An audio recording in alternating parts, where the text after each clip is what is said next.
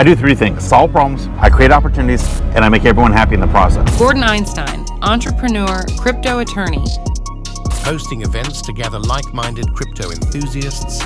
Part of the goal behind these events is to build a high-trust bubble in a non-trust environment. My day job is attorney doing blockchain and crypto. That's my passion. Blockchain and crypto could make law operate better. How many Bitcoins do you have? Sure. See, this is how you know. Albert Einstein's grandfather is my direct ancestor. No wonder you're smart. I'm okay. What do you think about what happened with Binance? I have a point of view about crypto and blockchain, and I want to get it out there. No. Gordon.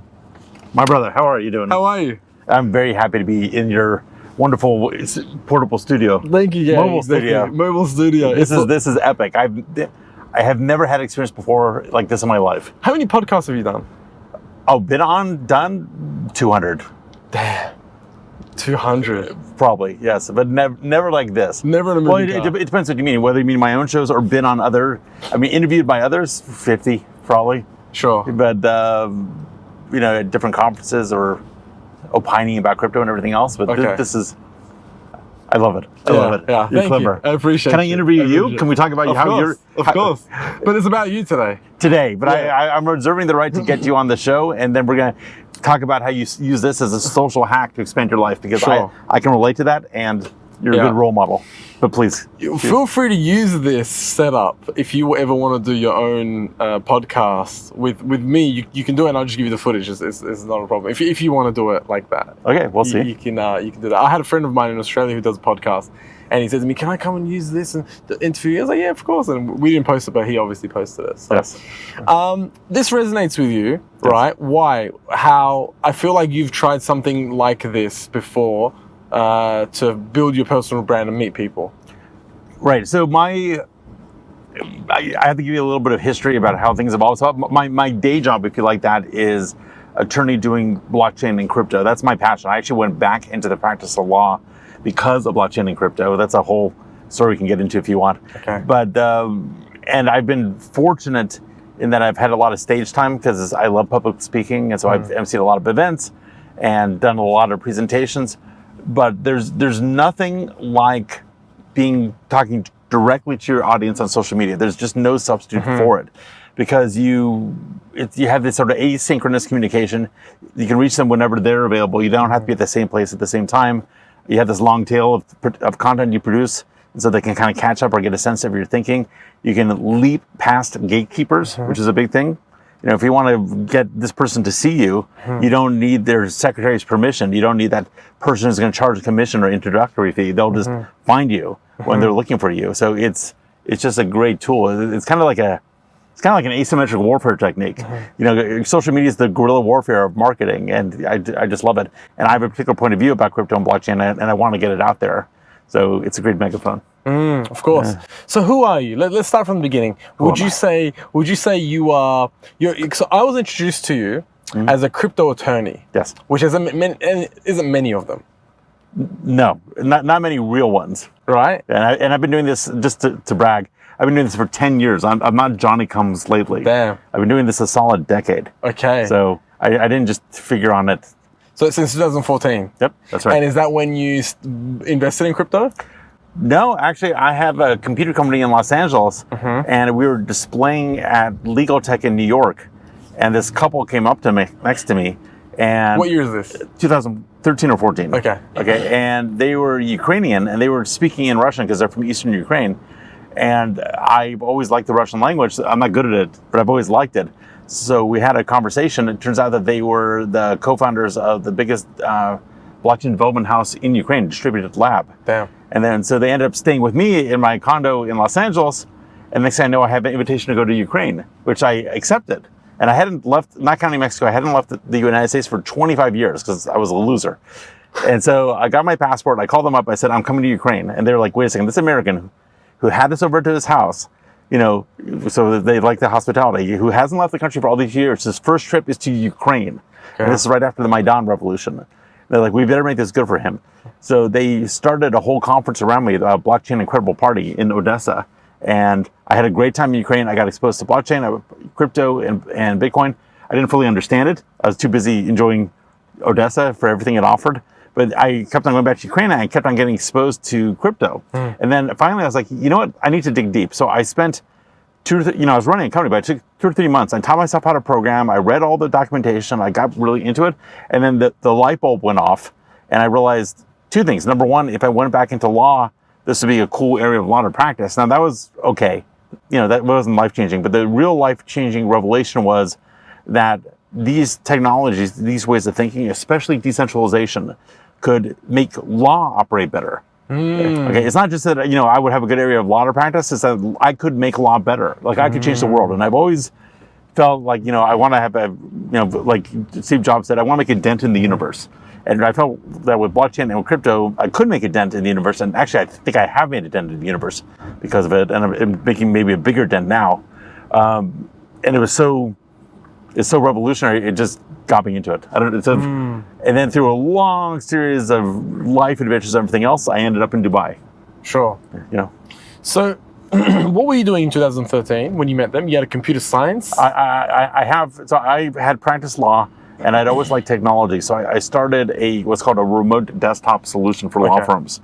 It was basically an environment where a law firm could operate, but not on their own computers. I was an early cloud computing entrepreneur. Sure. Okay, and I had stopped practicing law and was running that company, and that company still exists actually and is successful. But I went to my employees in 2014, basically, or 2015-ish, and said, look guys, I want to go back into law and do this area of law. So you have a choice. I can either shut down the company or I can keep the company running and you guys can stay employed, but you need to make it so that I can do what I'm doing and not be dragged back into this. And they said, you're not giving us a choice, are you? I'm like, sure you have a choice. Shut it down or make it work. No, I mean, you're not slaves. You're smart. You can get other jobs. But do you want to run with this or go our separate ways? And they said, no, we want to support you in what you're doing. And they've been great. So this company's still up and running in Los Angeles and doing well. Okay. But I've been able to do this all this time. Okay. So you moved away from that business and you started getting into crypto and the legality side of things. What is it that you do now? What is it that you're working on now? So it's a continuation before. So what is crypto law? What is blockchain law? It's taking existing areas of law but updating them for blockchain and crypto and bringing them together in new ways. So what are the traditional issues facing blockchain and crypto if you're doing a startup? Well, there's securities law. Or if you look at a token, what is this thing? Is it a security? Is it a commodity? Is it a payment mechanism? Is it maybe a blend of all three, which can happen? That's one thing, because each one of those has its own regulatory framework. You have to figure out the tax issues, which of course are a big deal. I mean, if you're selling a token, do you need to pay sales tax? Do you need to pay that? What's the story there? Or when someone owns it and they sell it, what's responsible? There's the intellectual property. If you're doing something from open source, are you respecting the open source licenses? Are you hiring developers? If they develop something new, do you own that intellectual property? That's a big issue. Where do you set up your companies, plural? Because usually one company issuing the token, you might have a foundation that's doing the governance. You might have a DAO, decentralized autonomous organization, and there's banking. What I love about this area of law is it combines so many cutting edge areas, and you're not just applying the laws that existed. The law is changing because the technology has changed it. You can't apply it exactly like it was. You have to apply it, but update it in your mind. You have to update the regulators and the courts and help them understand that the things are different now. And I'm sure because you're here. Dubai is very progressive with VARA, Virtual Asset Regulatory Authority. It's the first authority on the planet that's entirely dedicated towards the regulation of virtual assets. So it's not part of another regulator. Dubai is actually very innovative that way. But we have the DIFC, we have ADGM in Abu Dhabi, we have the UAE regulator, ESCA. So this is a good cutting edge jurisdiction to be in. So you and I are very smart for coming here. Congratulations, my friend. Yes, to both of us. Congratulations. Yes. Look, I love it here. I love Dubai. Of course, yes. I feel like the city was custom made for me. It probably was. It's still being built, so it probably was. Do you feel like that as well? I feel like I was custom made for Dubai. You see what I did there? I see. Good point. Yes. Good way to say it. Because it's just, this meme on the internet about liminal spaces? Have you heard about this? like a liminal space is a transition point, like an airport lounge, Sure. or an empty shopping center, or the world at dawn or dusk when no one's there and it's just about to go to sleep or come alive. Sure. It's this sort of a liminal space is an in-between place. Well, Dubai, of course, there's people who've lived here for thousands of years, but Sure. Dubai, somewhat intentionally, kind of like Las Vegas, has a feeling of being in between.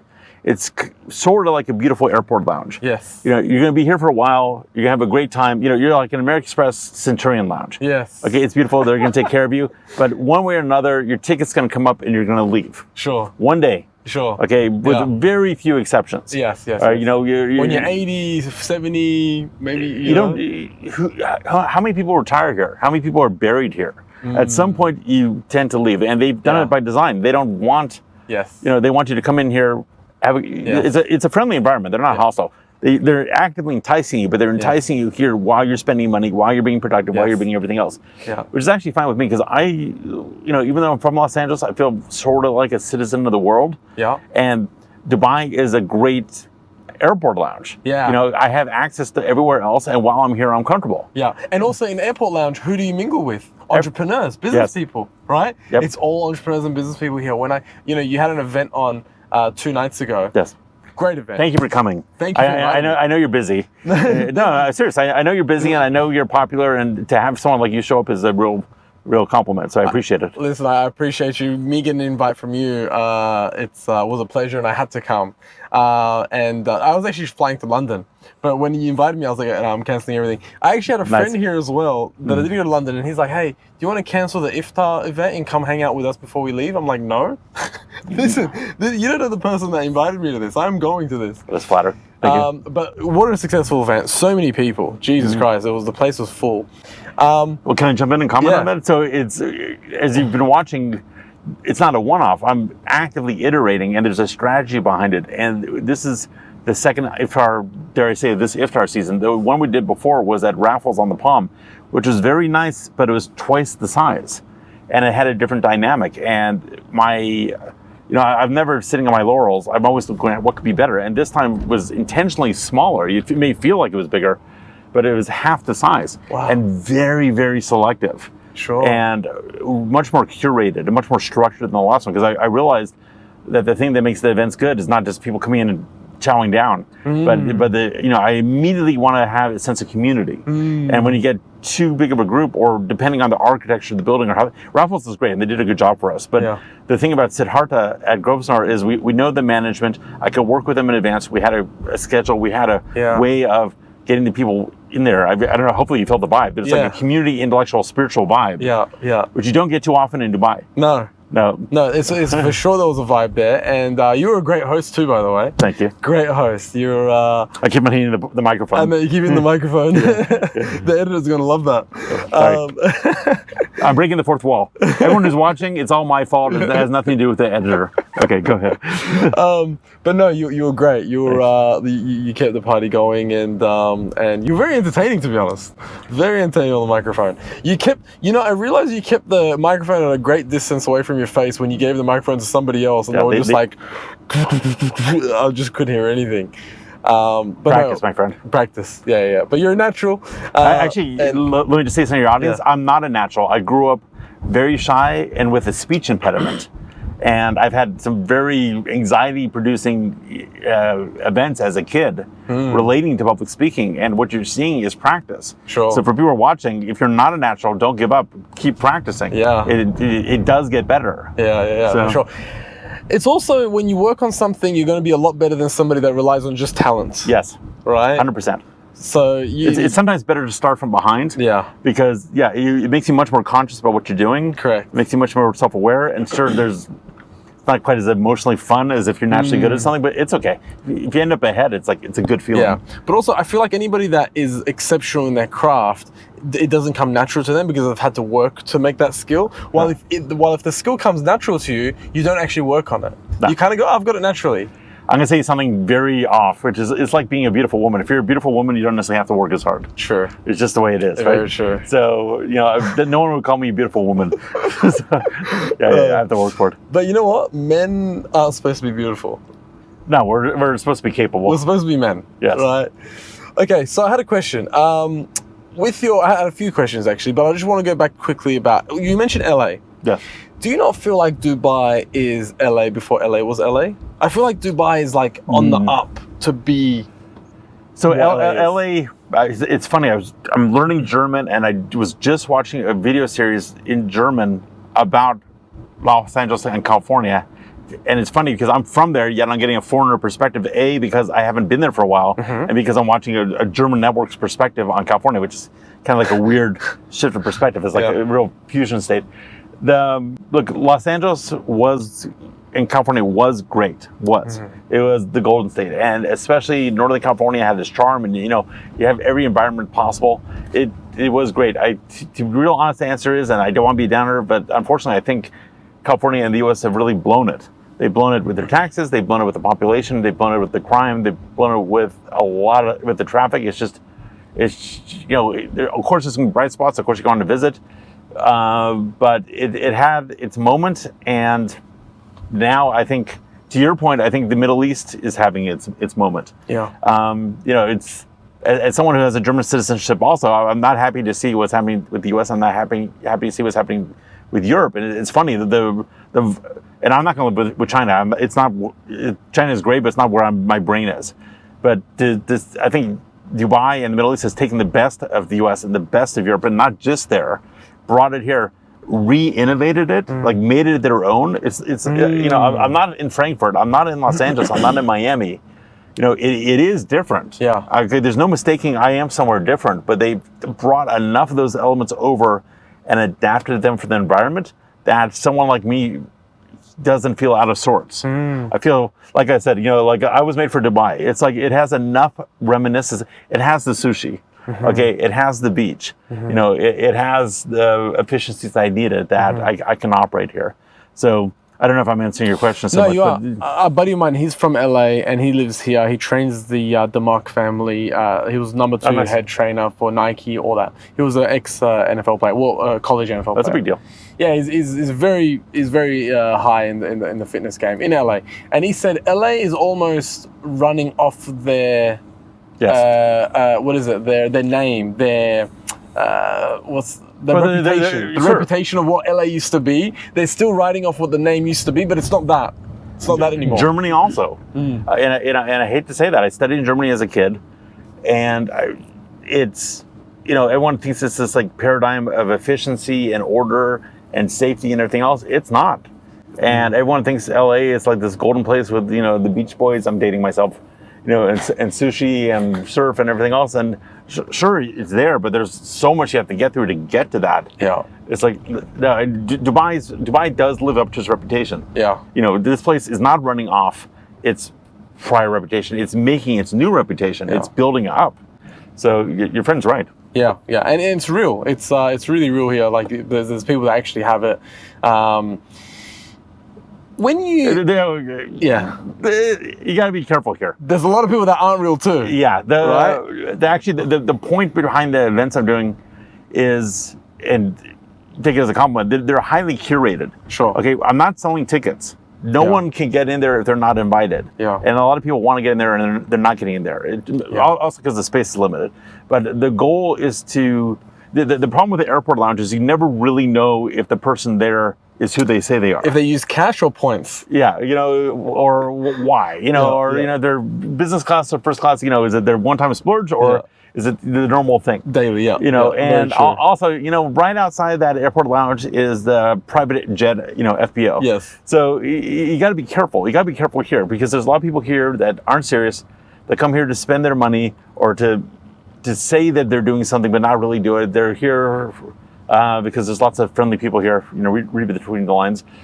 But there is serious people here. People have, met business partners here.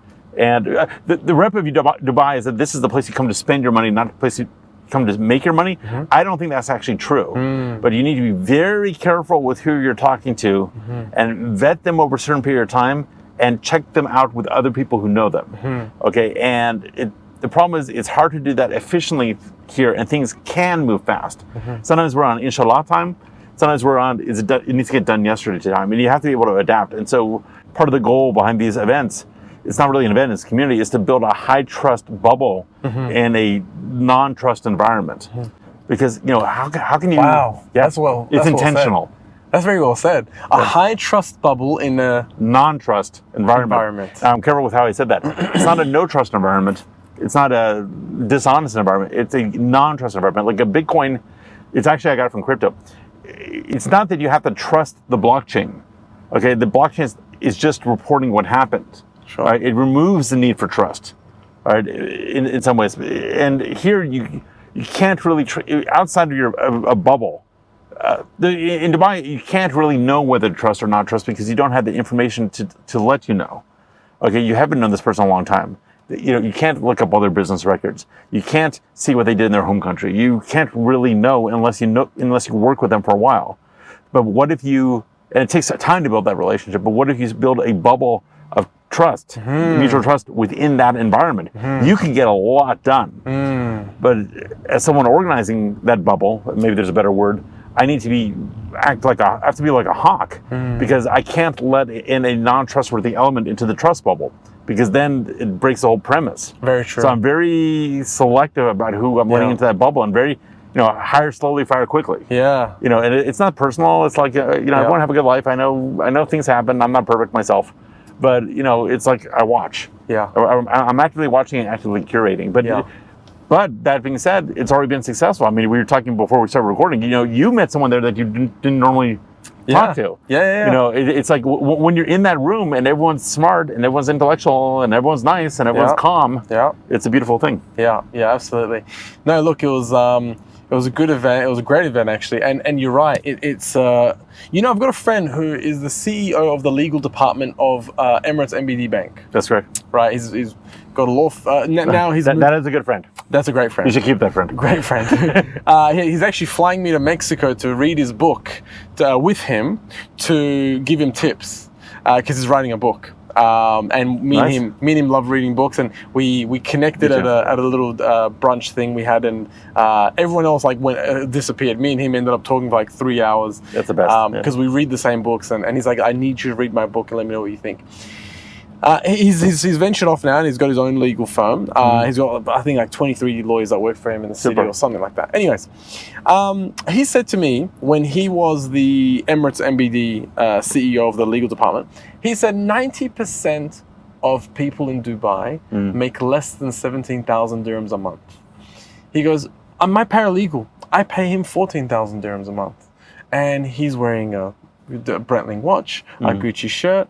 He goes, so going back to what you were saying before, there's a lot of people that can fake it here. It's very easy to look rich, by the way. It's very easy to look rich.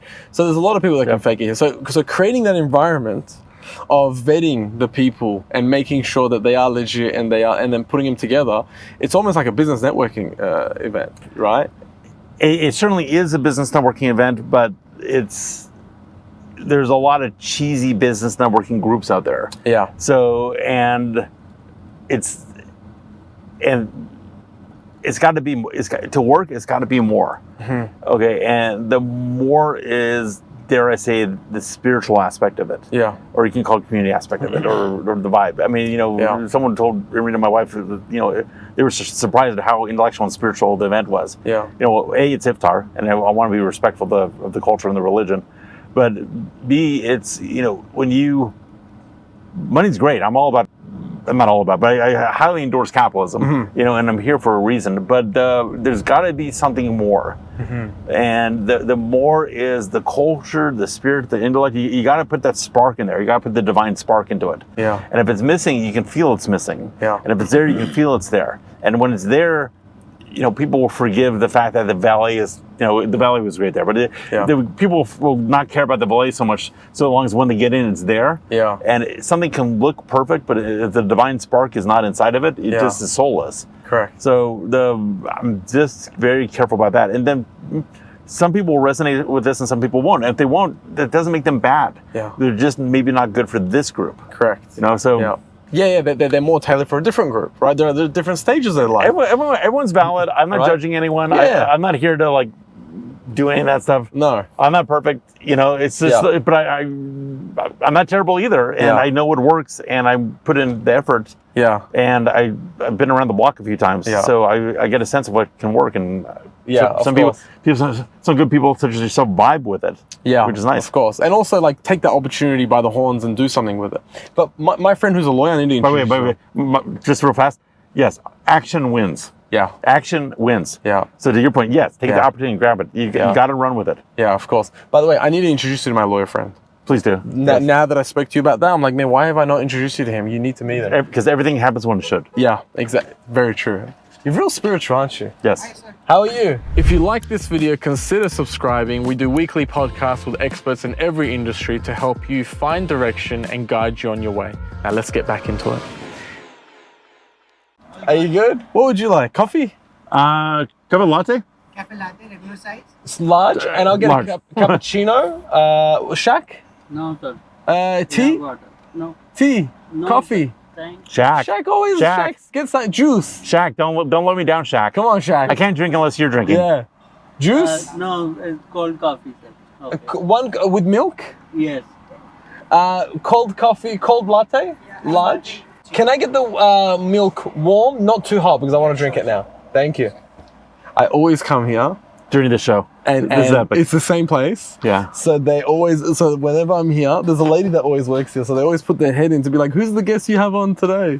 So Yeah. Super. yeah. By the way, we have big guests today. Yeah, Hi, how are you? You know Leonardo DiCaprio? That's Leonardo DiCaprio. Yeah, sure. and he's my 25-year-old girlfriend. He wants to take a photo with you. You want to take a photo of it? Cheers. Costa, you need to sponsor us. Costa, hello. Costa Coffee, the best coffee in Dubai. Soon to be sponsor of On Our Way podcast. That's right. You know, if you know what's good for you. You know what we should do? We should do like the racketeering New York style. Oh, yeah. We should be like, listen, you need security, okay? Exactly. Got some construction problems? Want this handled? Yeah. Oh, you didn't know you were under construction? Now you know. Now you know. Buddy. Okay, so let's talk about Germany. Because you talked about Frankfurt before. Okay, how deep do you want me to get? Let's as deep as you like. Okay, so no, here's the background. Okay, I am just, anyone who knows history knows Einstein is a German Jewish last name. Okay, Yes. I cannot hide. Some people try to pass. So you're Gordon Einstein. Gordon Einstein. Wow. Okay, and I am Albert Einstein's grandfather is my direct ancestor. Okay. No. Yeah, really, 100%. No wonder you're smart. I'm okay. Einstein was smarter. Wow. So, well, I'm reasonable. Your brain does work very fast. It does, Right. for a variety of reasons. Yeah. So, but yeah, so Albert Einstein's grandfather, I'm not linear from Albert Einstein, but his grandfather is my direct ancestor. Damn. Yes. So From his mom's side or his dad's side? that side. That side. So his granddad from his dad is your line. Yes. Damn. Yeah, patrilineal. Did you see the Oppenheim? Yes. Yeah. You like it? Of course I like it. Yeah. Okay. Yeah, My wife fell asleep during it, but I don't blame her. So offended. Huh? Well, no, it's okay. This is a family history lesson we're watching right now. Well, kind of. Well, Oppenheimer. Yeah. A little bit. It was a long movie in her defense. Like, it was. I think maybe it was a guy's movie. Yeah. But who knows? Yeah. She made me watch Barbie. Did she? Yeah, it was good for the first half. Okay, so here's the story. So my grandfather, so my family had lived in Baden-Württemberg, Germany for hundreds of years. The Einsteins, I have a whole family tree of it. And my grandfather, Gustav Einstein, was a medical doctor in Germany and actually fought with the Germans in World War I. So, I have his Iron Cross. I have his German military medals, which is interesting. Very interesting. And whenever I'm feeling wimpy, I just look at that Iron Cross. I'm like, "Are you a man? are you a man, Mr. Gordon Einstein?" Here he was, and so with your lattes. with my lattes and everything else on my pink shirt. So it's okay. We cross all boundaries here. Yeah. So he then had a successful medical practice, and was doing well and had a house and everything else. And then the Nazis took power. And at first, the Jews who had served in the military were not treated to the same extent as the other ones. But eventually, things got pretty bad. And some relatives in New York wired them, and they said, "Guys, you don't know how bad it's getting. You're in the bubble right now. Maybe it's kind of like in Los Angeles. You're in the bubble." where the news is controlled. You don't understand what you're in. Okay, don't be like the frog that's in the boiling water and never gets out. You need to get out now. And so they listened. They sold everything, and the way it worked is you could only take like 100 race marks out of the country. They went out to Hamburg. I found all the records. They took a steamer to New York, emigrated to Ellis Island. I have the signatures, everything else. No. And then they got away and survived. A lot of relatives didn't. And then my father served in the U.S. Air Force, became a lieutenant colonel, and was working on spy satellites and did a lot of cool, interesting stuff. And unfortunately, he passed away when I was pretty young, at 12 years old. And so I never got the whole story. And of course, I was too young to even appreciate it. But here's how life turned very ironic. I had always played with the idea of restoring German citizenship, because you can do that if you're Jewish and you left during a certain period of time. It's presumed you left because of the Nazis. And at the time I was married, I'll leave her unnamed, and the wife at that time wanted us to move to Switzerland. So she wanted me to go get my EU passport, basically. All right, I applied for it, and this is during COVID and everything else, and they told me it's going to be 2 years. Right? She got pissed off. That marriage didn't work out. We got separated, and then it's funny. I emailed the responsible department in Berlin. I said, "Hey guys, sorry I don't speak perfect German yet. I'm working on it, and I know you're busy. I just want to check in, make sure you got my application, and just see how it's going." And they wrote back in German and said, "Look, Mr. Einstein, don't worry about it. Yes, we're behind, and sorry for responding in German. We have to do that." And I wrote back and I'm like, "Look, no problem. Just keep me posted." Sure. Okay. 2 weeks later, I got a notification that my application got approved. I am 99% certain that because I had a nice, civil, pleasant dialogue by email with just the front level staff at that office, that they said, "Hey, can you just go check this file?" And my file was completely documented. Like I looked at the whole family tree, got the records, got everything. I probably had the most documented application file ever. So then I'm like, "Oh." So, it was the ironies that I applied for this passport because of my prior relationship. There was some friction because it was going to be delayed. We separate, and then here it comes. Damn. So now I got my German passport, and it's great. So I have the US one and the German one, and okay. I'm like, what kind of German doesn't speak German? Yeah. So every morning I get up very early, 5:30 or 6 o'clock, and I study German for an hour and a half. Damn. So I got my Anki flashcard program. Okay. I got my videos on YouTube. I got my everything. And so I passed my A1 Goethe certificate. I'm going for my A2 or B1. And I kind of need to knock them down. German this year, then Russian, then Arabic. Because what kind of person lives in an Arab country and doesn't speak Arabic? Plus, I think everyone should get along, and I try to bridge gaps, and obviously this is a place with a lot of politics and a lot of religion. So I think it's good to, my wife is Ukrainian, and half my friends are Ukrainian, half are Russians. It's a whole complicated boondoggle here. So I love it. I love it though. I love it, but I'm also sensitive to people's feelings. Yes. And so I'm very, if you stick with your own kind all the time, you don't learn anything. You need to reach across. You need to talk to people who maybe don't even like you at first. Yeah. And then get them to calm down and then have a conversation. And then you can usually figure something out. Yeah. And so I'm a big believer in that. And it gets a lot easier when you can speak someone's language. Sure. Of course. And it also shows that you're trying to make it, easier for them, right? Like the initiative. Yeah, yeah.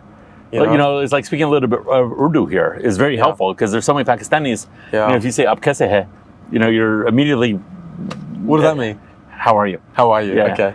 And so there's shukriya. So in Arabic, shukran is thank you. Yes. Yeah, I'm sure you know. Yeah. And I don't speak Arabic though. Okay, I've just read you're more likely to know than I would. Yeah, okay. How's that? And then what's your background? Iranian. Okay, so fine. Khube. Yeah. Eshkaman. Eshkaman. He definitely had a Persian girlfriend. Because it's all love words right now. Okay. If he had Persian boys, he'd be giving me swear words, but he's not. It's all khare. Okay. Shout out to my Persian friends. Yes, exactly. And neither of us is from Rasht. Don't worry about it. From Rasht. Bro, are you impressed? That, my friends, is what happens when you grow up in Beverly Hills, California, otherwise known as Little Tehran. That's right. Tehrangeles. That's what they call it. Tehrangeles. Okay. No, lots of Persian friends. Very impressive.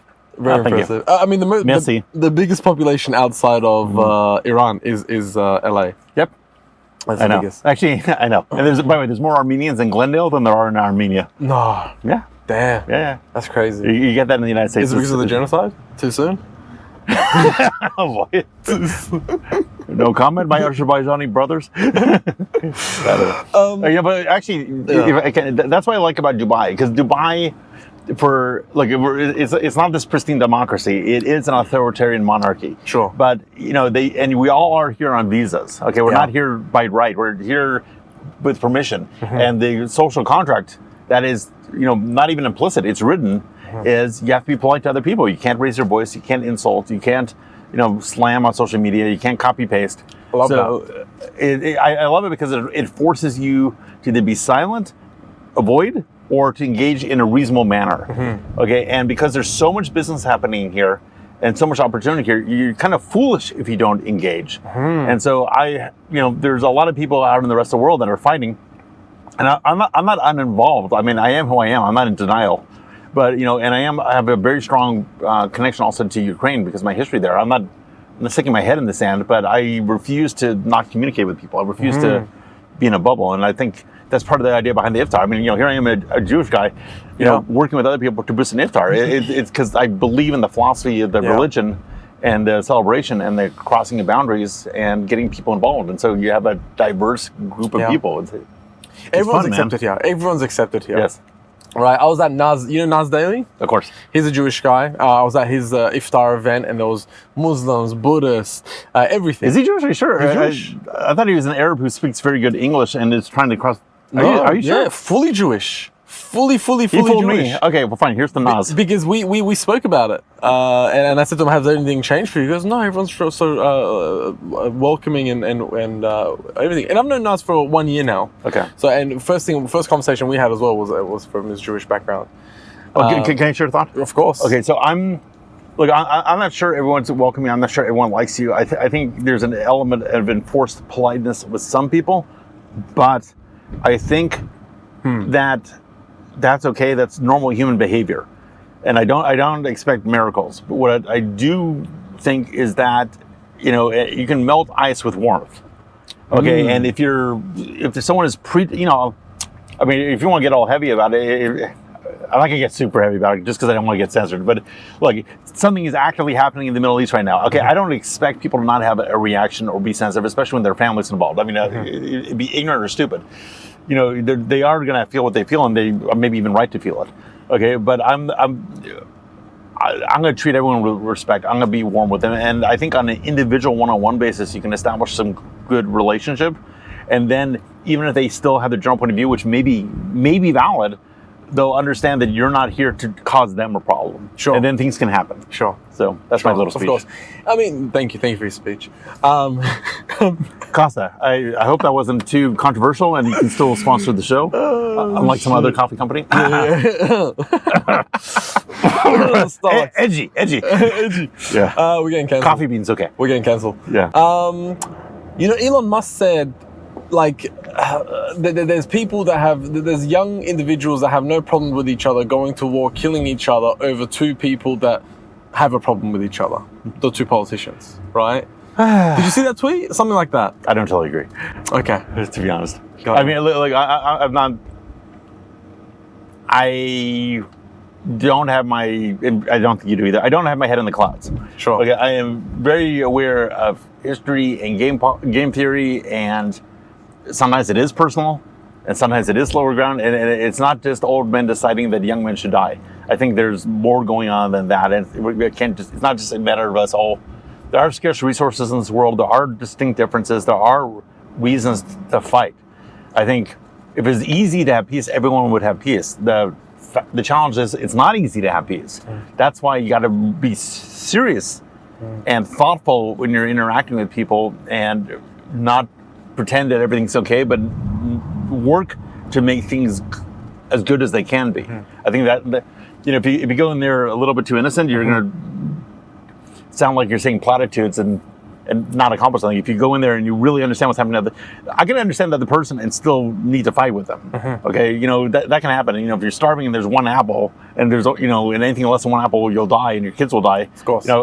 Come on. Then all that Taoism goes out the window. Yeah. Everyone's a cannibal on an island. Yeah. Okay, but I think our job is while we're in this position where we have resources and thought, we can put the structures in the world that prevent things from getting that desperate and let people focus on being better. Sure. And I think that's, it's good to be a hard man that sees truth, that fights for peace. Mm-hmm. How's that? Mm-hmm. You feel that hardness, I do. I know you do. I see that look in your eye. I'm trying to process it right now. You want to be a hard man who's realistic and capable of violence, who fights for peace. It's like what Jordan Peterson said. He said, that is like what become a lion and then tame it. Yeah.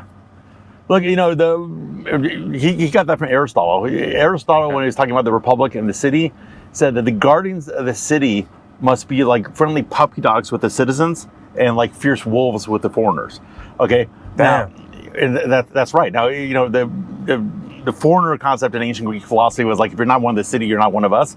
I'm a fierce dog for humanity. Okay, which is, I'm a human patriot. Sure. I actually have a video on that.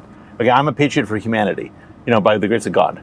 And I think if you're just in peace mode without seeing reality, you're can accomplish some good, but you can actually be far more effective if you're hard and objective and fight for peace. Okay. So, which is actually kind of related to crypto and blockchain. It actually all folds around. Well, I mean, there's a lot of these things, even with philosophy and everything, that blockchain actually fixes.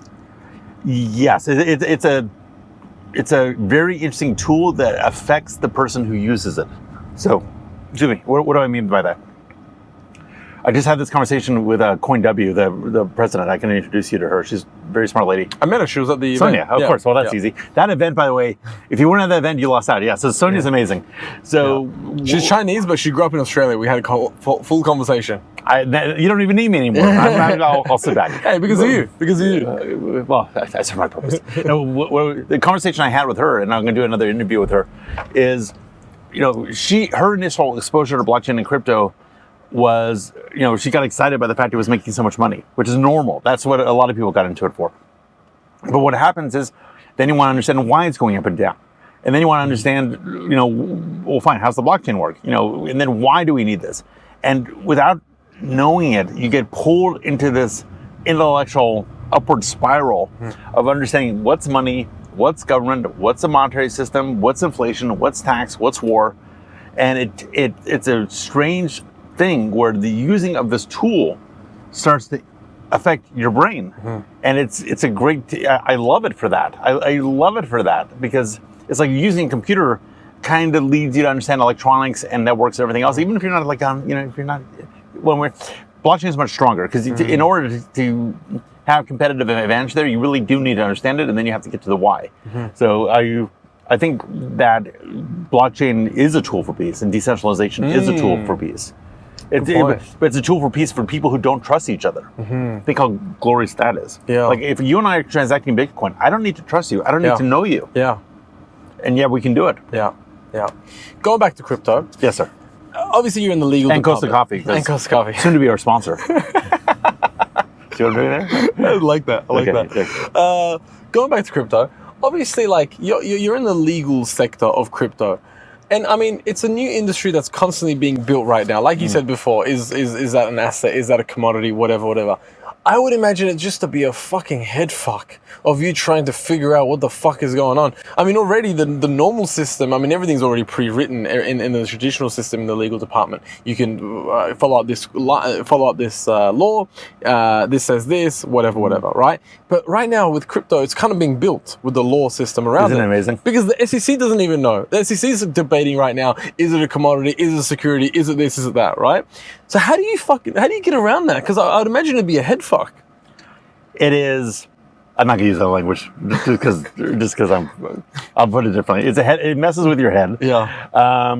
But the great thing is it messes at your head at a nice hourly billable rate. I'm from Australia, by the way. That's how we. That's it. I'm not being critical. I'm just saying my choice. Okay. So it's brilliant and beautiful, actually. Because it's another thing where when you try to understand what it is and try to apply legal concepts to it, you start thinking how the law could be better. Okay? When you start trying to apply a securities law to this stuff, you realize that this law from the 1930s, is the Securities Act of 1933 and the Securities Exchange Act of 1934, even as amended, even as updated, can't wrap their heads around this. And if you try to shoehorn crypto into these laws, you're going to lose the ability to innovate to jurisdictions that don't try to do that. So it does call for new law. Now, the great thing about law is it is updatable. It can be updated. That's part of what makes law amazing. You know, we're not, at least in the commercial law, we're not in a legal system where it was delivered, 5,000 years ago and you can't change it. Okay, the law, most legal systems, including here, understand that technology adapts and you need new rules. And what worked 20 years ago, or even 5 years ago, don't work now. It's like, there weren't commercial drones 10 years ago, at least. Now you need new law. Yeah. So now, what's to your point, what's amazing is not just that stuff is new; it's that it changes. Like Ethereum was proof of work, now it's proof of stake. Maybe it wasn't security. Maybe now it is because it's proof of stake, and you can actually make money off of it, like a dividend. And that's what the SEC is kind of saying. And so we're dealing with these sort of quantum assets, or these Heisenberg assets that change their form depending on who's looking at them and when. And I think my personal feeling is that the question should eventually become irrelevant because these things should be blockchain and machine defined. And then blockchain, machine, and AI interpreted. Okay, because if you're looking at a really complex molecule, you can't say it's just one thing. It's not just a proton. It's not just an electron. It's not just a neutron. And plus, when you put them in new configurations, they are fundamentally different. They provide different qualities. So, I think our law has become computational. But on the way to that, there's opportunities for guys like me to apply the existing law in a way that's smart. But B, talk to the regulators and get them to update their perspective.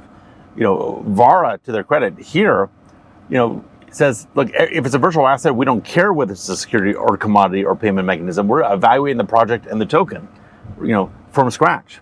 And they have one unified regulatory system. By the way, if you think about it, it's strange. The UAE has the Emirates Securities and Commodities Authority, securities and commodities. Okay, the United States has the Securities Exchange Commission. Then across the river, they have the CFTC, Commodities and Futures Trading Commission. Why do we have two separate government departments? Okay, why don't you have securities and commodities in one department? In one, yeah. Well, the real answer is we tried to make this up during the Great Depression, and we didn't have enough time to act quickly and get it all done at once. So we created two organizations, but it makes no sense. You really should just have one financial regulator. Yeah. And the UAE is pretty good in that they have that. Yeah. But it's tricky here because you got the DIFC and the ADGM, which are both financial free zones. That's something I like about Dubai is they actually pick the things that have worked in other countries and they're applying it here. Yes. Okay, so wise comment. Thank you. Well, I'll give you another comment. You know how you said this is almost like Los Angeles or whatever. Yeah. It's not. Dubai picks the best of New York and London and Los Angeles and Miami, and it brings what it's good here. Yeah. I mean, when you're in the marina, you think you're in Miami. Yeah. Okay. When you're somewhere else, you think you're in Los Angeles. When you're somewhere else, you think, Shanghai. Yeah, Shanghai. Yeah, very true. The IFC. Yeah. It's like Shanghai. Okay, so you're in the legal department of crypto, but in the building and kind of putting it together, because it's a road that's constantly being paved and pioneered. You're at the ground floor where you're kind of also helping put it all together, or you're kind of seeing how it's been put together. Now, which is a great opportunity, by the way, to be at the ground floor of that in the future, in 30 years' time, when it's a established working, moving engine, you would have been there at the beginning. I can sit back and be like, I was there. I saw the first blockchain come out of the mud. Now you youngins take it for granted, but I saw Ethereum. Get off my porch! Get off my porch, you rascals! That's Grandpa. He keeps on talking about this Bitcoin thing. You guys remember that? Yeah, Grandpa's racist. It's a little bit crazy. Yeah, exactly. You're that racist grandpa. Yeah. So I guess you're in that sector of the legal sector of crypto, not in the criminal. Oh, sure. I mean, it depends what you mean. No, I mean, I'm keeping my clients from committing crimes, that's for sure. And sometimes I get called because someone gets cheated out of crypto. That happens all. By the way, if you're in Dubai, be really, really careful about over-the-counter transactions and that kind of stuff. There's so many scams because it's regulated here, and if you're dealing with gray market stuff, it's tricky. Sure, I mean I'm helping people who inadvertently got on the wrong side of the law, or people who've been the victims of those people, but that's not my bread and butter. My bread and butter is working with projects to make them successful, to get everyone treated. Look, I do three things. Okay, I solve problems, I create opportunities, and I make everyone happy in the process. Okay, solve problems, create opportunities, make everyone happy in the process, and I mean it. All right. And so if I'm working on a project, I'm not here to screw anyone over or cause hard feelings or get it to anyone. It's like everyone should feel good. Now, that doesn't mean everyone gets what they want. Some people are unrealistic or too aggressive or they don't understand reality, but everyone needs to be treated with fairness. If you treat people with fairness, you tend not to end up in front of the police. You tend not to end up in front of a judge. And then if you do, usually they see, okay, wait a second, he was reasonable, he was nice, he documented everything, fine. If you're asking me, if Sam Bankman-Fried from FTX called me up and asked for help, I'd probably refer him to someone, to be honest. Sure. Are you happy you got 25 years? Am I happy? No, I'm not happy. Do you feel like you deserved it? He was galactically stupid and reckless and casual. 25 years is a lot of time, and he's relatively young. And I also look at what other people get for less, and other people who cause physical harm to their victims often get less. And in federal court in the U.S., you don't get parole. So No way. So he has to do the 25 no parole. Has to, unless he gets clemency or the government does something. And I think there's a political. I mean, barring someone killing someone, I'm not happy, or causing sexual assault. I'm not happy when anyone gets 25 years. If they're doing something non-physical, I can't be happy about it. He definitely deserves something. He damaged a lot of people, and he put back the industry for a while. But that's a good chunk of time, and he's a relatively young guy. Yeah. So it's 30 or something, or 27 or something. Listen, the reason I say that is because people in the crypto community look at that going, good, he deserves it. They're angry, right? But you're obviously in the scene, you're in the know, you know exactly how it works, and you kind of sympathize going, well, it's a bit of an unregulated industry. He thought he was doing the right thing, but he wasn't. But how would he have known? That's why I want to know, like, from your perspective. That's a little generous. Look, he's operating in the United States. He's making use of the U.S. market. He has certain regulatory requirements, and they were not serious. I mean, whoever that woman is with her Harry Potter glasses and him, they operated like a few jokers. They commingled client accounts. They kept their, they were on Excel. They did not behave like adults. No. And they got lots of lobbyists. They had lots of privilege, if you want to call it that, and their political connections. They made lots of donations to political parties, and those political parties initially provided cover to them, including a very silly New York Times article talking about how his bad actions were interfering with his charitable intent. It's like, come on. He's innocent to the point of, he was reckless. He deserves punishment, and he deserves to be made an example of, just like the terror, the Luna guy, whatever that was, Do Kwon. For these guys, I'm not ultimately forgiving.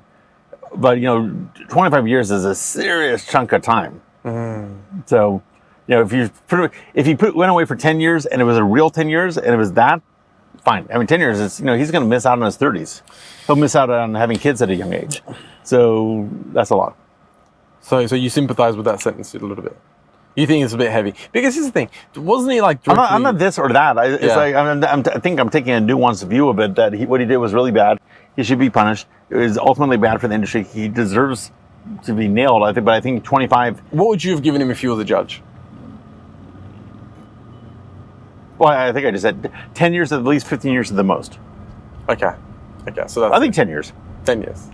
10 years in prison is not. That's not a long time. 10 years. He can come out and do it again. Oh, okay. If he doesn't learn his lesson after 10 years and does it again, then goodbye. Yeah. You're gonna be put in a torture cube for the next 1,000 years. Yeah. Okay, it's some science fiction, whatever. You can be in your Matrix hellscape. As far as like it.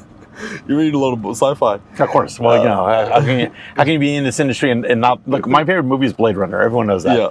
Okay, the first Blade Runner, but the second one's good. Yeah. But and then I knew Sean Young, and it was that's a whole different story. So no, of course I grew up on science fiction. I was an antisocial kid. Isaac Asimov, all that stuff. If you like this video, consider subscribing. We do weekly podcasts with experts in every industry to help you find direction and guide you on your way. Now let's get back into it. What is it that you're working on right now? What's something you're working on right now that you're excited about? So I am excited about it, and you're way ahead of me, and you're one of my role models, is I am building my community and my voice and the voices of others who think in an aligned manner. And the way I'm doing that is through meeting as many people as possible in a productive manner, bringing them into the community like the Iftar thing, and also blowing up my social media and YouTube channel. It's very small. It's very step-by-step. I need to get help with it. And Thomas is actually helping. This is great exposure, and I appreciate it. Of course. But my goal is to have impact. And there's different kinds of impact. There's the one-on-one meeting with the Shaker regulator kind of impact, which is great. And I got that going right now.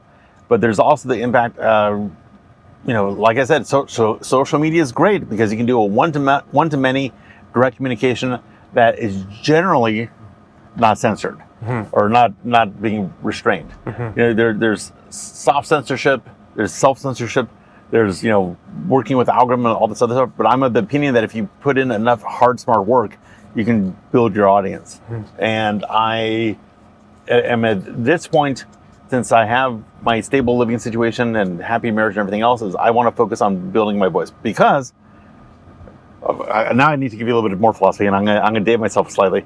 Yes, I grew all this science fiction growing up, and I watched Star Trek, and I saw Space 1999, and I thought, based on reading this stuff in the 70s and 80s, and yes, I am that old. Okay, I thought reading this stuff in the 70s and 80s, that by the time that 2000 came around, 2010, at least we'd have colonies on the moon. Sure. Okay, that we'd have our flying cars, that we'd living to 120, that we'd have our robots, that we'd have everything else. I thought the future would arrive much more quickly. And as time passed, and the 80s came the 90s, and 90s came the 2000s, 2010s, it has been a source of great frustration for me as I keep chronologically aging. Of course, I'm still young and beautiful, but my chronological age keeps on going up. Don't take the bait. Okay, yet we're not on Mars yet. Okay, and sure, Elon Musk is doing great, and I really appreciate him, and stuff's happening, but it's not quite moving fast enough. All right, and I said this in another video. We're running against the clock. We're running against the clock with global climate change, and we're running against the clock with global aging. We have two big structural problems that are facing humanity. They're really serious. We may run out of environment, and we're just at the time we're all getting old. Okay, if you look at the world, it's aging extremely quickly. Right, and meanwhile, we got social and structural problems in the places that were the most advanced, which is the West. And so we gotta move. And part of why I'm building this voice is to do whatever I can to get humanity moving. And that's a little bit why it's pleasant to be in Dubai, because in some ways this is the future here. I feel the future here in a way I didn't feel it in Los Angeles. Now it's a recently built future. It's a little bit artificial. There's transient feeling to it somewhat, maybe because it's a little bit new, but at least but it's not just that. It's not just an illusion. The leadership here is really good, and they have a vision, and they're enforcing it, and they're hardcore. So, to answer your question, what I'm working on is building my voice so I can push towards a rational future that works well for humanity. And you're part of it now. Well said. You're in it. You're in it, brother. Thank you. You're in it. Now that you know, you can't ever unknow. Now that you've seen. Right? Oh Lord, that's like, I messaged you the other day and I said to you, you always make me laugh, and without you even trying. You're not even trying. But there's one, and I'm that guy. I'm the guy that makes everyone laugh. I'm that guy that makes everyone laugh in my circle, but you're the one that makes me laugh. Well, we can laugh together. I like it. I think we're both crazy, That's and good. I think you're extra crazy, Okay, so it thanks. makes me laugh. But I'm still a level of crazy that makes my friends laugh. That you can relate. Right? You can bridge the craziness. Bridge the craziness. Yeah. Super. Okay, so do you hold crypto? Yes. When did you start investing in crypto? Oh boy, 2016. 2016. What are you investing? What have you invested in? What's your portfolio look like? I don't want to go into total details about that, but let's Okay. just say I love my Bitcoin. I love my Bitcoins. Okay, and how many Bitcoins do you have? Sure. See, this is how you know he's very. You're very rehearsed, because I know his experience in doing podcasts and interviews. Because whenever I ask somebody how many Bitcoins you have, a crypto guy, and it's like their first time, they're always thinking like, do I say it? Do I not say it? But then the experienced people, Bro, I'm a lawyer. the Da Vinci's and everything, right? They're always like, yeah, that's funny. Like, Smile and wave. Smile and wave. Smile and wave. Yeah. Actually, my friend Rick Godard, who I'm doing some events with, hey Rick, you know, he was talking about. Now, maybe you have this experience. Now that I'm doing the events, of course, everyone, and it's successful, everyone kind of wants a piece. Yeah. You know, Gordon, what are you charging? Who's the sponsors? Blah, blah, blah. Yeah. And he said, Gordon, you're very nice, but you need to learn to smile and wave. Yeah. And I was being cagey before, but now, like, you know, smile and wave. Oh, yeah. Yeah. I hope you're having a good time. I was at the barbers the other day. I was getting, you know, just a little fade, not my head, obviously. And I don't know. just the beard. You know, what do you think, my pubes? So we're crazy. Okay. We're crazy. We're gonna get cancelled. You're gonna get me cancelled. And Because I'm eliciting a response from you. yeah, well, you're making me feel comfortable, so it's your fault. Okay. Damn it. Sorry. So there's a guy that came. Let's go talk about Middle Eastern politics. That'll get them, you know, in our ethnicities. That'll get him. I'll get them. So there's a guy. It's a comes Persian in. and a Jew. Running around like nothing's going on. I have a joke. There's a Persian. Hello, there's a Persian and a Jew in a nice car. Hello. Yes, everything's fine. Okay. Borat. Yes. That's so good. Number 2 currency, Ethereum. Buy it now. My sister number 2 prostitute in all of Kazakh. High five. High five. Okay. Oh boy. Okay. You have to take it that one extra step. Oh, I always do. I have Okay. to end it. Okay, sure. I forgot what I was saying now. Yeah, I was getting my hair cut, my beard trimmed, all that. And then there's a guy beard. comes in, 65-year-old, maybe Egyptian guy, you know, obviously overweight and not very attractive, and hasn't taken care of himself, with a gorgeous Ukrainian woman, right? Yep. And then my barber says to me in my ear, Strikes close to home. yeah, exactly, yeah. Was it you? I'm not Egyptian. Otherwise, yes. And he came into my ear and he goes, that's what 100 Bitcoins buys you. And I'm thinking, why would you go around telling people you have 100 Bitcoins? Right? Because he doesn't. He has more or less. Okay, yeah, sure. He's not telling you the truth. But you wouldn't go around telling people. I mean, I guess it's Dubai and it's safe, but you shouldn't. You shouldn't go around doing that. So yeah, very smart move on your behalf. No, well, I mean, just to expand on that. So I actually have not bought much crypto. I've earned crypto, which is how I like to do it. Look, I'm not. Oh, because you get paid in crypto for your legal fees. Ah. Yeah, I like to create. Okay, and you know, I had a choice when I came here in 2021 at the tail end of the last marriage. It's like, you know, do I go somewhere where I can save, or do I go somewhere where I can create? And I, you know, Puerto Rico and the U.S. where you can kind of save, or Dubai where I can create. And I don't want to sit back. I just explained, like I am on a mission. I really am on a mission. It's not a joke. It's not marketing. Yeah. And I need to be in a place where it is an airport lounge. It is people coming and going, where I can meet, where I can connect, where serendipity can happen. And I can connect on Instagram or wherever. You can come to an F-Tar, we can hit it off, and I can be in your car, and everything leads to something else. Everything else is fractal. Correct. You know, I love the nuclear fission nature of relationships, right? You know, because now you're with Sonia from CoinW, and you're talking about your attorney friend I should meet, and you met Thomas and everything else. Yeah, fascinating. You have to be in the mix, and if you go to some place where you're comfortable but isolated, that's great if you're into retirement, but you need to be in Dubai if you're serious. Darn it. You got me going. By the way, for you to build your personal portfolio or personal image on social media and everything, that's what you're kind of working on. You said to me now, that's easy for you with your character. I think that's very easy for you. A lot of people can't pull it off. They're a little bit awkward, this and that. But for you're almost made for it. I am almost made for it, but the trick is, thank you. The trick is that my personality and nature lends itself to Lex Friedman length long style discussions. Yeah, but that's your style. Sure, it's myself, but the challenge is with a YouTube channel, for people to engage in a long conversation, they usually have to know the people and want to hear what they have to say. For someone who's new, it's hard to get them to invest in an hour-long conversation, especially when the first 10 minutes is getting to know the person. So I'm getting some help, and maybe you'll help also. If you don't mind. Sure. I'm getting some mentorship. I need to be able to lead off with shorter snippets that gather attention and build brand, and then funnel them to the longer form. Because if you and I were talking, we've been in something like this. I think it's crawling up an hour if it hasn't been 1 hour. An hour and 9 minutes. Oh, geez. Okay, that's a lot of commitment. I appreciate your patience. You're not charging me by the hour, are you? I think you're charging me. Oh, okay. No. I think we got to pay our driver. He's doing a great job. Yeah. So, you have a large social media following. And it's a dynamic conversation. So if they get into it, they'll probably stick in it. Yeah. For me, it's just I don't have the following yet. So I sort of have to work on the end of my funnel is filling up. I got over 100 videos and stuff's coming, but I need to get the pipe into that a little wider, more accessible.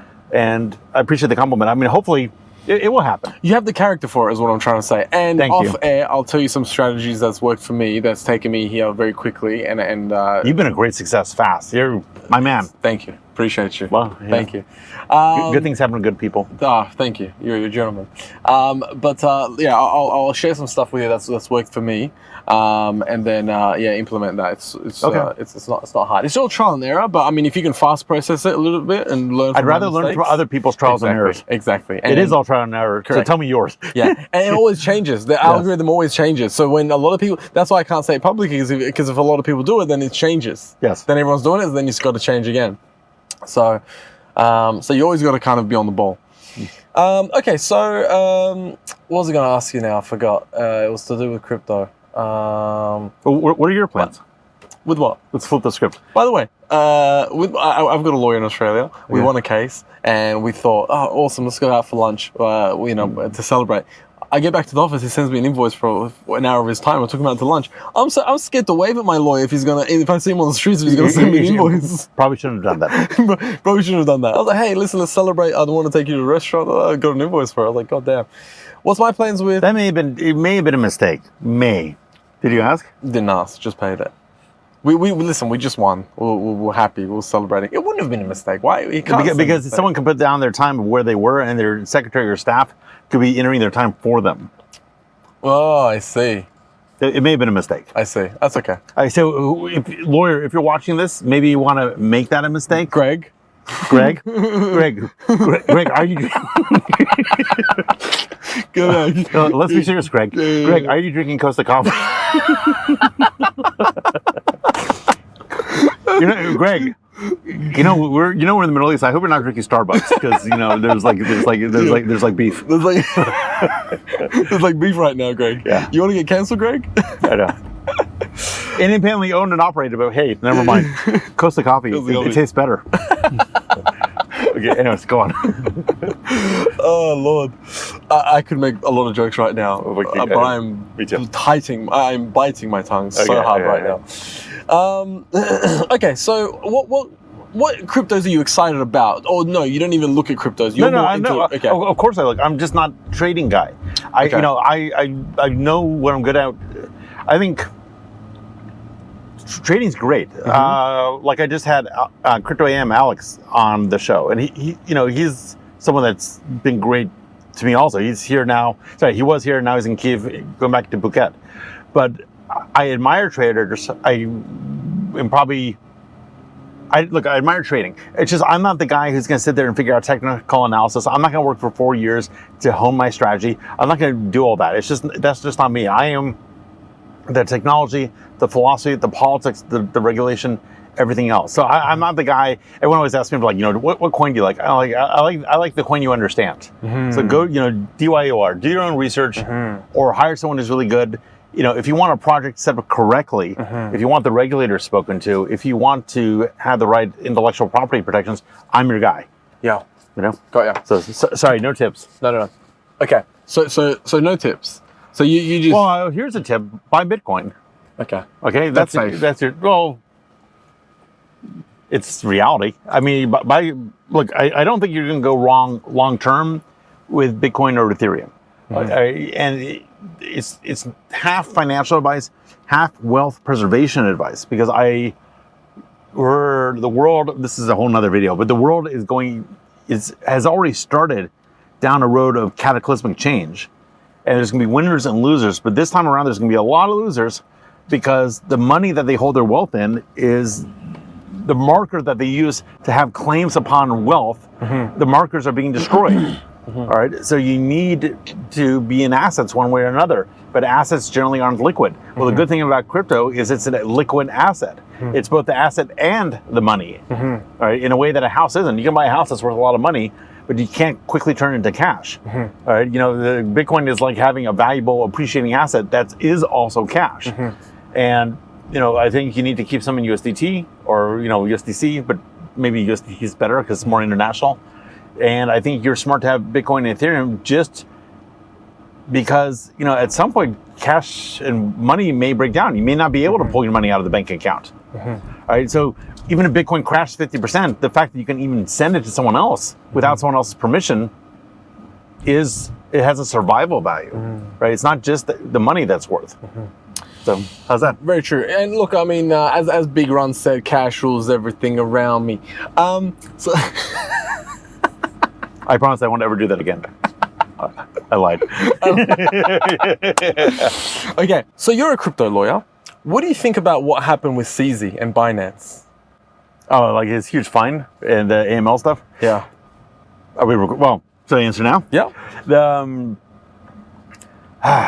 I think that if you're operating at the size that Binance is operating, you have to respect, play along with, and comply with the anti-money laws and know your customer, know your transactions, and know your business. You have to play along with these rules.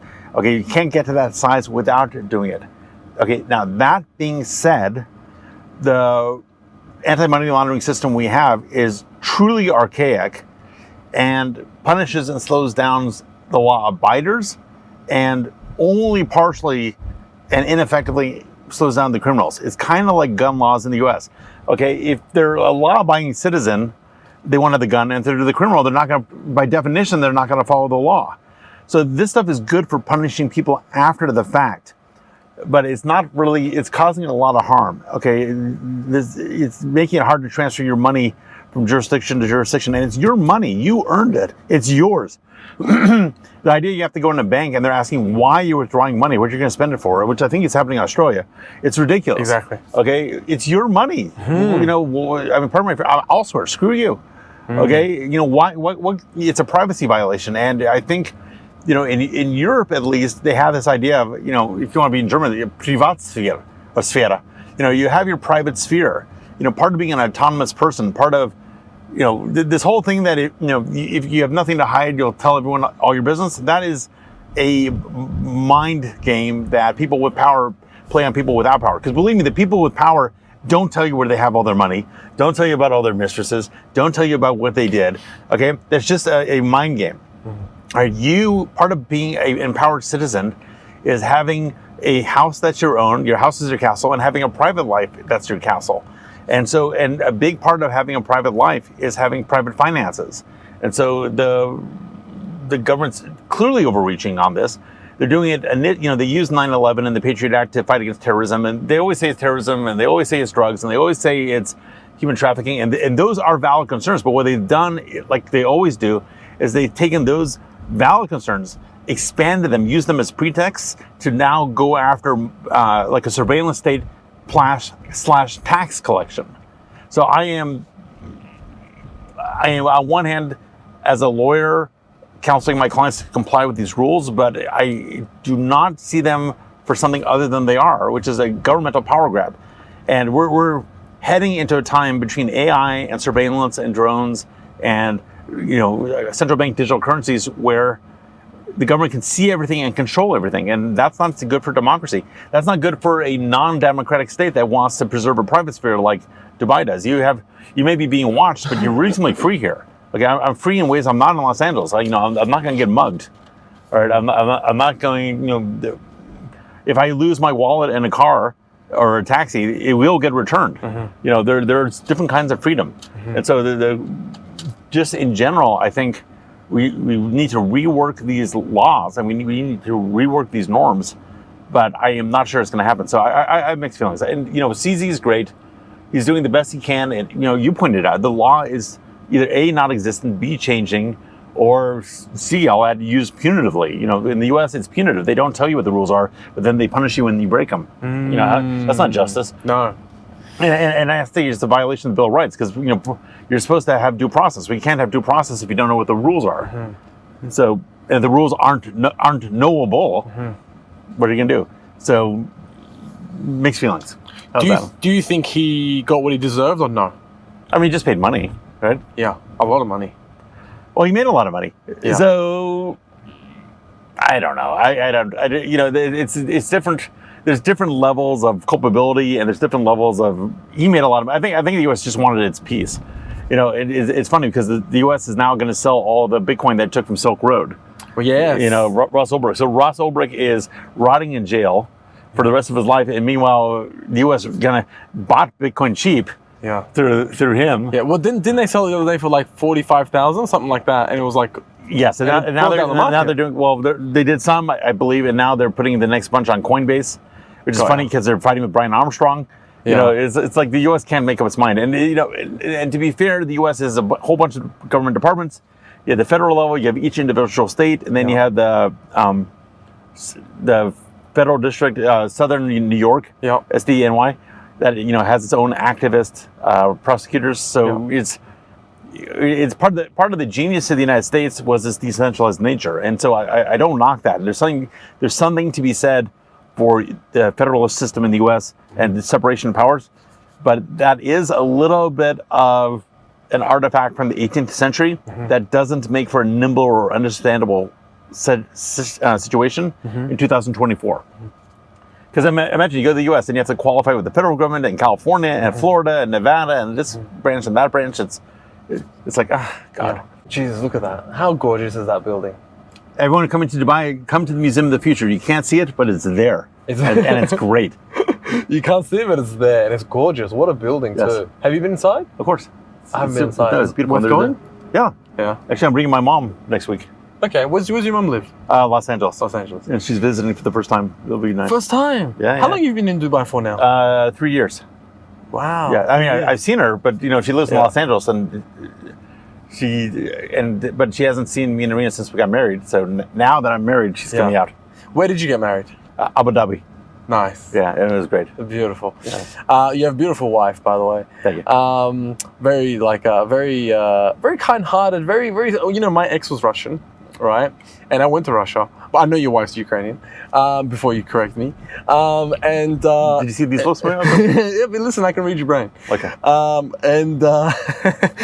Just like you can read mine, when you said something before and you go, "Don't take the bait." Brother. Yeah. And also, like, your wife's very not Russian. Very, she's got a very warm heart. Yeah. She's always smiling. Like, you could look Russian. She's a sweetheart. Yeah. You could look Russian and go to Russia and don't know you're not Russian because you're smiling. Okay, so let me give you 2 cents on that, and I guess you can make this a reel.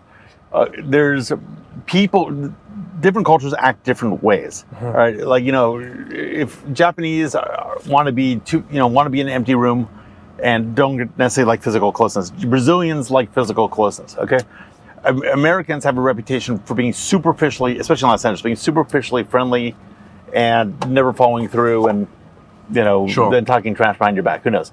You know, and Germans have a reputation for being cold and strict and everything else. And Israelis, you know, have a reputation for being sabras, which is rough on the outside and soft on the inside. And to use your example, Russians specifically have, you know, the idea is if you smile, you're an idiot. You're smiling, or you're insulting the other person. Okay, so once you tune into their vibe, you don't get offended, and B, you appreciate their seriousness, right? And once you understand that, sorry, just to go down on this. Once you understand that Russian women won't approach you, you know, and won't smile at you, and will give you a hard time. You just understand that's a shit test, okay? And the fact that they're not walking away means that you can continue the conversation. Exactly. Right? And it's actually good because it means that they're not open to everyone. That if you actually get them, you usually got them. And when and Russian women or Slavic women are, once you get past the initial part, they're great and they're very warm and they're very supportive. You just need to do your job as a man and be a man, you know. And if you're some, you know, limp American guy, you're gonna get eaten alive. You just need to get in the right mindset. What made you move to Dubai? What made me move to Dubai is I was in Los Angeles during COVID and Black Lives Matter, and it was a complete wreck. And I had sent my wife and at the time, and my son at the time, my stepson at the time, first to Thailand to be safe from COVID, and then to Switzerland. Okay, and that ended up being a huge relationship destroying mistake that eventually worked out for the best because now I'm with Arena. But at the time, it was really a bad situation.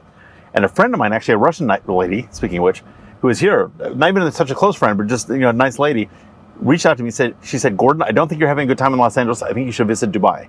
And I wasn't posting anything that would let people know this. It was just my own little private Los Angeles hell. I'm like, okay, that's interesting. So I flew out to Dubai, and you know, there was not much traffic. I didn't realize that was COVID. You know, the gyms were open, the ladies were friendly, crypto was happening, you know, and I'm like, what am I doing? So I came back to Los Angeles, and the prior relationship took its natural course, meaning it crashed and burned. And I closed up business in Los Angeles and came out to Dubai. And then for a good solid year, I was living in Airbnbs or hotels, or actually I got some nice clients who put us up in a penthouse because I do good work. Wow. And well, you know, I listen, you gotta give value to give action to get action. Correct. All right, that's kind of the idea behind the iftar also. Correct. Provide value. Provide value first. Okay. Yeah. You know, don't be shy. Provide value first. You don't have to go crazy with it, but always lead with the value. Yes. And it just one thing led to another. You know, I think one thing you can talk about is, you know, you and I both came here, started with little, and then without being douchebags about it, actively expanded our network and curated it, and then came up with our own tools for doing it. You know, this is very clever. This is very, you know, innovative. Thank you. You know, and things just grew. Yeah, of course. And, you know, just people like you and I, egoless, just genuine. What you see is what you get. That resonates a lot here, right? Especially, you know, we've got two crowds in the crypto community. We've got the ones that are really in it for the technology, and we've got the people that just want to flex and dye their hair purple and order bottles and pour it on their watch, right? I mean, it sounds nice. Once, twice. Like I got to bet. Like I said, I wake up early and study German. I can't stay up late and do that. Yeah. No, I know. And that's part of the community I probably don't like, right? The degen meme coin only, you know what I mean? That side I probably don't. I'm not too fond of. But the other side I really like. When I go to the conferences, there's actually people talking about the technologies and progressing the you know, the Can I make a suggestion? Yeah. You know, Dubai's got a lot of levels, and there's this famous saying, like, the man is the room he's in. If you get those degen purple hair guys at the club, they're gonna act one way. Yo, hey girl, you know, with their 5 little models. Sure. Okay, if you can manage to get them alone for breakfast, you know, not night after they went out, you'll usually be able to get to another side. Got ya. Okay, and you just need to filter how you interact with them. The idea, just to kind of punch it a little, the idea that iftar is I'm creating the room so that when they walk into the room, a certain side of their personality comes out. Okay, it's meant to be that way. And by the way, the guy who had an issue with Anastasia, whoever he is, you know, he was trying to. The problem he had is he was not acting in a way that was congruent with the room. Yeah, if he was, he would have gotten a good response because you know everyone there is cool. Well said. You know, very well said. I try. Very well. So But I just try to be open. Those people I'm referring to that I see in the conferences, I didn't see at your event. No, I didn't see those guys. Well, they would have to. Just because I had breakfast with them, that doesn't mean they're coming here. Yeah, okay. Yeah, Gordon, there's levels, man. There's layers. Of course. I appreciate you, my brother. Thank you for coming on. This is amazing. Thank you for coming on. I really appreciate you. Shaq, our driver. Shaq. Amazing. Thanks, brother. This has been Gordon. I hope you enjoyed this discussion. This was amazing. Well done, and we're out.